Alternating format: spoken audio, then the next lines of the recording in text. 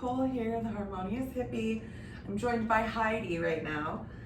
I think she wants a snack, so she's trying to be cute and get some treats today. So today what we're going to do is a little bit of a workshop. We're going to do some arm balances. I came into yoga from a dance and gymnastics background. So when I first started my asana practice, I was really interested in what I could push my body to do. Obviously now that I've gotten more into the whole of yoga, there's a lot more to it. There's, you know, the yamas and niyamas, the non-violence, all of that kind of stuff, trying to get to your inner peace. And it's a lot more of like mindfulness and meditation and that kind of thing. But when I did start yoga, I was really into the asana practice. And I just wanted to see what I could do, what I could push myself to do. So while I have expanded my yoga practice now, I think that was really important for me at the beginning to pique that interest so that I would want to carry on with the journey of yoga. So I'm gonna go through a couple of arm balances today. Arm balances are my favorite, with some inversions mixed in. I have been trying to do a handstand for years, and it has eluded me thus far. So unfortunately, this will not be a handstand tutorial video. But I think that is something that a lot of people put a lot on, is like, I have to get the handstand, I have to master this pose, and then once you master it, it's like, cool, next. And I think that it's very important to explore the journey and still stick with your regular yoga practice, but if you do want to do your yoga practice, get warmed up for sure. That is so important. Get really warmed up. And then I don't think there's anything wrong with trying to play around and see what you can do, what kind of shapes you can get your body into. But do take it lightly. There's no, I'm bad at yoga if I can't do a handstand. There's no such thing as that. You can't be bad at yoga. It's not a thing that you're doing for accolades. You're never the master of yoga. I've achieved yoga. It's a forever practice, and it's something that you can always have in your life, which I think is so exciting. But just having some fun with the postures, sometimes doing a little bit of a workshop can be really fun, and it can be really gratifying when you do really just suddenly something clicks with the posture. I find I've had that for example, crow pose. Counterbalancing can kind of get it for you, but then there's something that you'll suddenly just engage one day and you're like, oh yeah, this is how this is meant to feel, and this is suddenly just makes so much more sense. So we will go through these postures and see what we can get you guys into. But like I said, please do take this with a grain of salt. It is fun to try and play around with for sure. But this does not mean that you haven't achieved your yoga practice or that you should quit because, well, I'm not good at yoga. There's no such thing.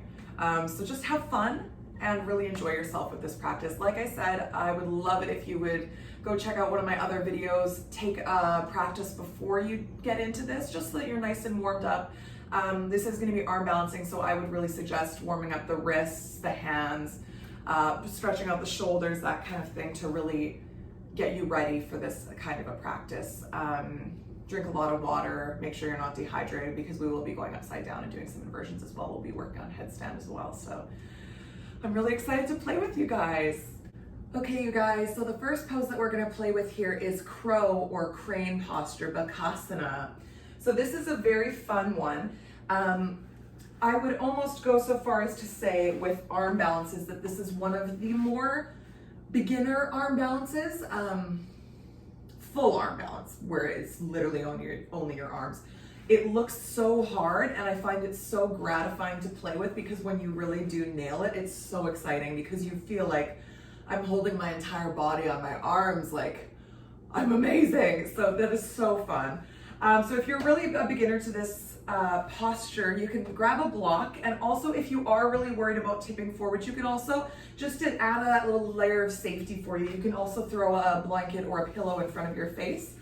So I'm going to show you first what this looks like, and then we can break it down a little bit. So first, you do want to come into a low squat. I bring my heels close together and my knees out wide with my arms in between my hands. So it is a lot easier if you have pants on. So for men, sometimes if you're wearing shorts, that can make it a lot harder skin on skin, because obviously you might be sweating a little bit or something like that. So that's where you're gonna need a lot more strength to hold yourself up, which ideally you do eventually want to get there, but it is a lot easier when you're first learning to have that bit of friction with some material. I am going to pull my sleeves up here just to make sure I don't get caught on those, because then I might slip off.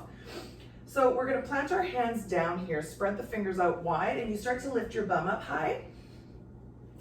And you want to try and bring your knees up into your shoulders or armpits. And then you're going to gaze forward, starting to lean forward, lifting the feet up, maybe one at a time, off the ground, until you're fully up in your crow pose. So that looks crazy. You probably are thinking, oh my gosh, never.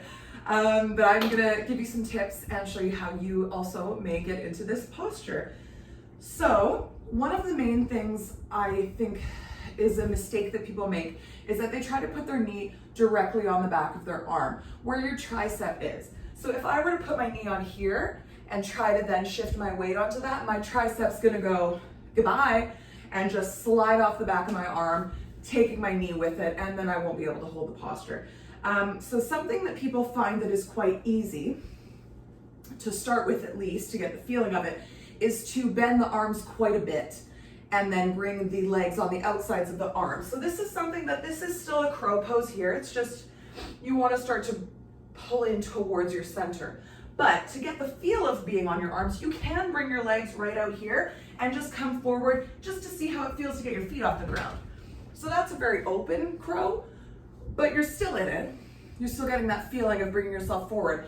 Something that's very important is that you want to make sure that your drishti, your focus point, is ahead on your mat. So I like to think of making a little triangle with my hands and where I'm going to be gazing. You want to make sure that you don't look down at your feet, look down anywhere, because then you're just going to go forward. So this is something, Heidi's trying to do some acrobatics as well. I think she's jealous of us playing with these acrobatics. So this is something that you really, really want to try and remember. As soon as you start to, you've got the knees placed, you're ready to engage and start tilting forward, make sure you lift that gaze, because that is really going to help you energetically not to tip down. But I do like to practice at first before I really go into it. I like to practice just sort of coming down onto the top of my head, so that if you do fall, you know immediately, tuck your neck. You don't want to be falling flat onto your face there. You do want to tuck the head. Perhaps you're in a little teddy bear headstand space, or maybe you do roll. But if anything, at least then your neck is protected, your face is protected. What is my girl doing here? She's just being silly. So, another arm knee placement that I like to do personally is I like to bring my knee up almost to where I would feel where the edge of that tricep is, and then I use my knee to move the tricep out of the way a little bit so that I can pull my knee in, and then energetically I'm gonna be pulling my knees towards me this whole time. So I find, depending on you. Okay guys, so now moving into 8 angle pose, Ashtavrikshasanana. This is the one that people see and think, how does that happen? Does not compute. It does look very hard, of even trying to just think of how you would get in just doesn't really make sense. It just looks so crazy. But this is definitely one of those ones that with the counterbalancing, it actually is, once you gain the arm strength for it, it actually is quite simple to get into. So you do need to have a little bit of openness in the hamstrings and the hips. I've already rolled up my sleeve here. Everyone's gonna have a favorite side as well. You do wanna make sure you try it on both sides every time you practice, just to make sure that you are building up the strength evenly. But if you try it on one side and it's just not working, trying it on this side, my legs out this way, it feels so wrong about it. Like, I do try it. Obviously you wanna make sure that you're kept even in the body, but it just feels so weird to me. So you'll find your side that feels right. If one side feels super weird and isn't working for you, try the other side. Maybe it'll be real quick in there. So we're gonna grab our foot, choose the side that you wanna shoot your legs out to. Again, if you're filming or trying to get a picture of it, make sure that you keep in mind that you may not necessarily want to be centered in the screen. You want to be a little bit over from where your legs are going to lengthen out. I've messed that one up many a time. Okay, so we're pulling this in, just trying to stretch into the hip, cradling that knee a little bit, getting some space there. And then we're gonna take this foot and we're gonna try to bring it up around our shoulder. Sounds crazy. It's not really super, super hard. You just wanna get it as high up as possible, because if it's down on your elbow, obviously you're gonna be bending into your elbow. So you wanna make sure that it's at minimum above your elbow. Try to get it as close to your shoulder as possible. I'm wearing quite slippery pants, so this might be a little bit interesting. Again, pants are gonna be a lot easier than shorts, just for the friction of holding your leg. So you can grab in to that knee, just pushing it up, and then trying to bring your arm down here. So my pants are really sliding me down, so we'll see if I can even get into this here. Just trying to pull that up high, bringing that hand down, squeezing here, squeezing into your arm. Then you're gonna bring this foot up, and you're gonna hook it around this one, and then place your other foot, your other hand, sorry. So then you're gonna start to pull the legs together and out to the side. I've slid down a little bit, so I'm not sure if I'll be able to push up into it here. But then you are gonna start to bend into the arms as if you're doing a chaturanga. I think my leg slipped down too far. I slipped down a little too far to lift up, but you get the idea. So that's how you're energetically pulling out to the side with your legs. So squeezing those legs in together and just simply going right. So you want to squeeze in, that's why you want them above your elbow, because I slid down a little too far in that one. So I couldn't actually quite lift my bum up off the ground because I couldn't tip forward enough with that. Again, safety first, everyone, please, please be so careful with your shoulders and arm balances. It's like with chaturanga. You don't want to be bringing this shoulder very far forward from your elbow. You do want to try and keep a 90-degree angle. So do work on your chaturangas as well. The chaturanga will really help build strength in the shoulder girdle for when you are doing arm balances. But let me try this again and see if I can squeeze hard enough that the pants won't slide me down. So squeezing in here, pulling this toe up, and then you can lean forward. And if you are down on the ground like this, you can just engage. Pull up. And obviously these are not the right pants for this, but you can see the general idea. So that's the thing too, if you can get to the stage where you lean forward in it and your legs are out, like when you saw when I first pulled my legs into it, I was on the ground, but I can rock forward enough and engage enough to lift my bum up off the ground. So play with that as well. If you're able to get your leg high enough and obviously have your enough hold here, then you may be able to just lean forward and push your legs out and not even hit the ground with it. But you may just slide down a little bit, which is fine, because then I was able to pull myself up off the ground. But just play with it. Again, have fun with it. Try both sides. It is definitely one of those ones that sort of is like, how does that make sense? You know, how can I really pull into this? But one day it's just going to be one of those ones that clicks, like where you'll just be like, oh, and here, and now I straighten my legs out, and then you're just forward in it. But do watch. If you do, I really strongly suggest recording yourself doing it, just so you can see. Maybe, yay, I got into it, but when you look at your video, your shoulders really tipped on one side. Be very, very careful with that. And I'm very glad that this isn't a relaxing video, because these cats, they're killing me today. Okay, so we're gonna move into an inversion now. We're gonna look at workshopping headstand. So this is one you definitely don't wanna put a pillow or anything under you. If your floor is particularly hard, maybe try taking it outside, getting a little bit puffier of a yoga mat, something like that. You just don't wanna be too high off the ground or on uncertain ground, because obviously we wanna be very, very careful with the neck at all times. So when you're in a headstand, not trying to turn the head, making sure that you're very stable. If you have a bun, I usually am wearing a bun, so I kind of specifically did my little braids today so that we could get into it right. But if you're wearing a bun, just maybe pull the elastic out for this. You just want to be really, really careful with the head. And I'm going to show you 2 different ways to place the arms for your base for your headstand. And maybe we'll get upside down for a little. Okay guys, so I'm going to show you the first way to set up to get into a handstand. So this is going to be interlaced fingers. Now, what our base is going to be when we interlace our fingers like this, that leaves just this pinky on the ground taking all the weight itself. So I like to slide my pinky forward so that it's in line with my other pinky. So I just have that little bit wider of a base. So interlace your fingers and then just release that one pinky in. And then you're gonna think of almost holding an egg in your hands. I'm actually gonna take this one ring off here because I can tell that this one's gonna cause me a little bit of trouble. So just check in with your jewelry as well. I'm also gonna be taking off my bracelet because your wrists are gonna be pressing into the ground and all of that as well. So you wanna be able to be comfortable on the ground. Herman's gonna take those away now to his lair.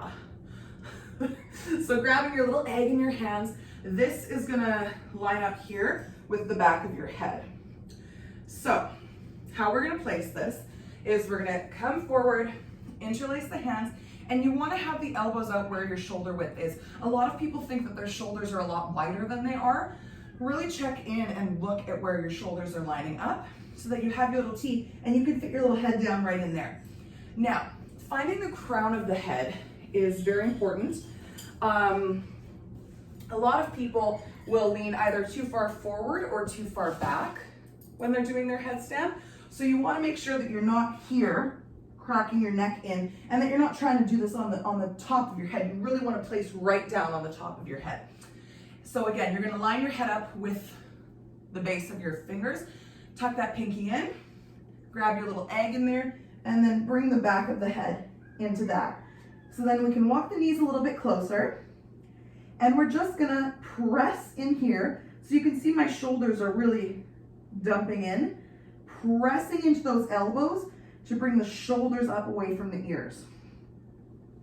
So we're gonna pop up, almost as if we're in dolphin pose, and try and walk your feet as close to your body as you can. Again, checking in here with your shoulders. Are you dumping or extending up, out? So play with that a little bit first, just to get the feeling, especially if you've never done headstand or anything like that before. It might feel super weird to suddenly be putting weight on your head. And I find, even having been able to do a headstand for a long time now, I do find that almost the comfort in it, I can get lazy and I'll suddenly be like, oh yeah, my shoulders, and I'll go whoop and pull my shoulders up away. So really try and like almost do a body scan when you are in a headstand, especially if it is something that's in your practice already. You really want to stay checked in. You never want to get complacent in your practice and just think, look, I'm doing it because I'm upside down. You really want to be engaging and pulling those shoulders away from the ears so that you're not dumping into your neck. We don't want that. Be very, very careful with the neck. So in saying that, please don't be trying to do this, looking at the camera like this, trying to get up into a headstand.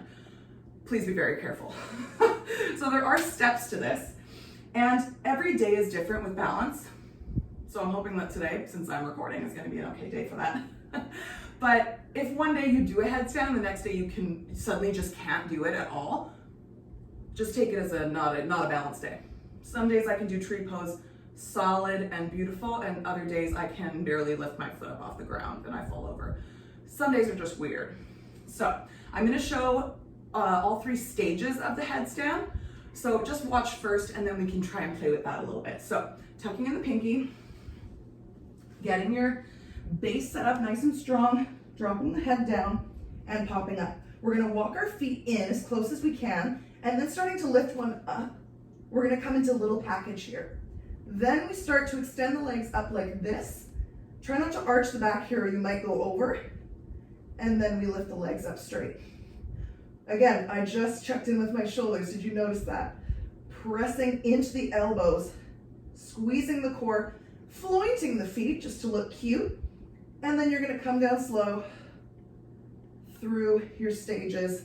Little package and dropping down. Taking a child's pose here. You never want to come out of an inversion and just fly right back up. You might be dizzy. Just let the compression on the neck release here. And connect back with your breath.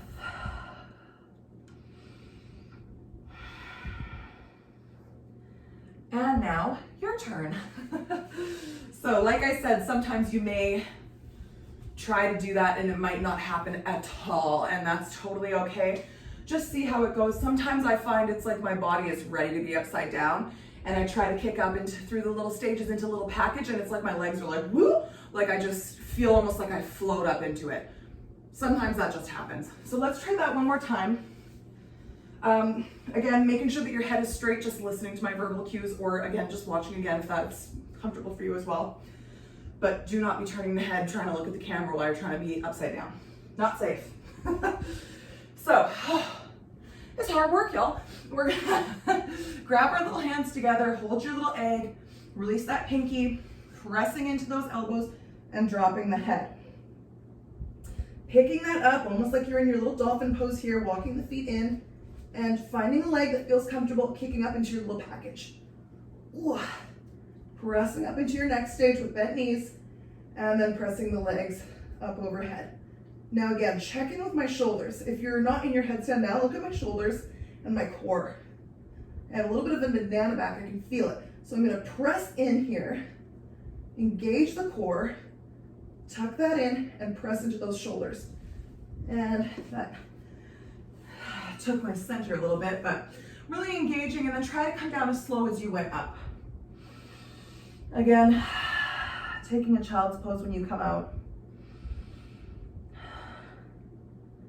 The general rule of thumb is to take your child's pose for as long as you held your handstand or headstand, sorry.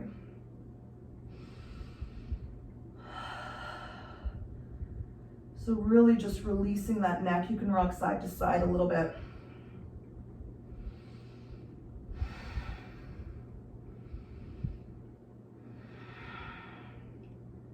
Just slowing that heart rate down.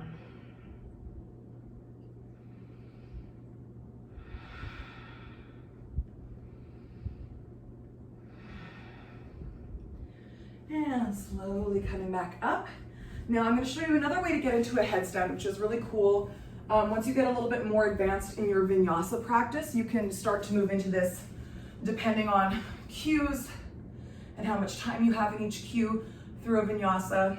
So this will typically be after, say, a warrior sequence where you then come down and do a wide-legged forward fold. This one is a little bit less stable, I would say. It feels a little bit less stable because you don't have your full arms. This is the teddy bear headstand. So if you're coming in from your wide-legged forward fold, or you can just come down to the ground, you're gonna squeeze, engage, tucking that tailbone down, protracting the chin and painting the wall in front of you with your chin, strengthen the legs, and coming down to the ground here. And then slowly coming down into this. You may need to widen your stance a little bit.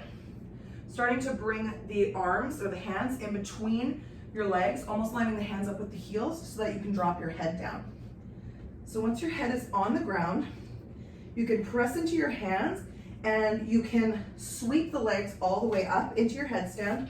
See, they start to just float, and then you can just hold them all the way up into your headstand. And then when you come out, dropping them back down, placing them right, rooting into the feet, and that's where you would potentially come back out. The other way to do it is fully coming through the little, what we call teddy bear headstand. So I've said that a few times already. For people that didn't do gymnastics or that kind of thing and don't know that reference, you're probably like, how is this a teddy bear? Truly, I don't know. I don't know where the reference came from. I guess maybe it looks like a gummy bear a little bit, but it's just like that you're in your little compact. It's like when you're coming in from the full forearms down headstand, how you pull up into that little package first, we call it, first stage. But this is a little bit more compact. So your knees are gonna be on your elbows. Knees on elbows, yeah. Checking in with my anatomy now that I've been upside down. I'm a little woozy here. So this is something great that you can also try, a little bit more advanced. Don't be afraid, you don't have to do it right now. But once you get your crow, you can play with coming down onto your head, moving into your headstand, coming back, and then pushing back up into crow. Very hard, nothing you need to try right this moment. Get your headstand really, really solid first. So we're gonna bring ourselves forward, put your head down on the ground, and really pressing into these hands so that you've got that 90-degree angle here with your elbows. Then you can lift the legs up and bring the knees onto the backs of the arms. And this is your little teddy bear. You're in your teddy bear headstand. And then from here, you can just engage the core and pull up into your headstand. Coming back down as slow as you came up, teddy bear again, and this is where you would lift the head up and come into crow if you so desired. And again, coming into Oh, your child's pose. Relaxing here, releasing that out.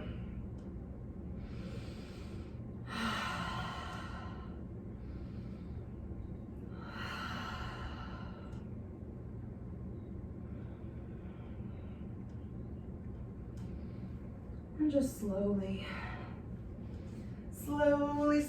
coming back out of that. Okay, so I hope that this was a lot of fun for you guys and that you were able to gain some interest, some insight into poses that you've maybe never tried, never heard of, or poses that you've maybe been trying to do but not been successful, or perhaps you already have them in your practice and you just wanted to see if there were things that you hadn't heard yet to maybe help you engage a little bit more. You do really just want to make sure that you are tuning in with the body, with all arm balances, all inversions, all poses really. Once you get complacent in a pose, I find that that's where you sort of lose the solid base in your practice. So you do really want to make sure throughout your practice, your entire life, that you are always checking in. You hit your down dog, and for the first couple seconds of that down dog, you're thinking, okay, where's my head? Where are my shoulders? Are my abs, are my core switched on? Are my ribs splaying out? Knit that in. Where's my tailbone? Always just doing almost like a little quick body scan in every pose to make sure that you are solid in that pose. So that is, the number one is safety, always making sure that it feels good in your body. If you're feeling sensation, that's okay. But if you're feeling something quick, like a pull, something, sensation that feels like pain, leave the pose immediately. Check in with your teacher. Perhaps your anatomy won't allow you to do the posture. That's totally fine. We are trained to provide alternatives and different options that can help with you. Sometimes it's just not going to work with your anatomy. And other times it could just be the angle that you came in perhaps wasn't quite on. So then your instructor can really help you lean into that and find the right structure in your base for that. But just always being very, very mindful, very, very careful. We also, as instructors, do not know everything. Obviously, we can only see your body. We can't feel what you're feeling. You will never, or you might, but you will hopefully never have an instructor that will be pushing you to get into a posture where you don't feel comfortable. At the end of the day, we're not the police. You don't have to listen to us. If the teacher's saying, get into that pose, and you're saying, no, it's hurting, and they're not offering you alternatives, and they're just saying, do it, respectfully, here's my permission, ignore.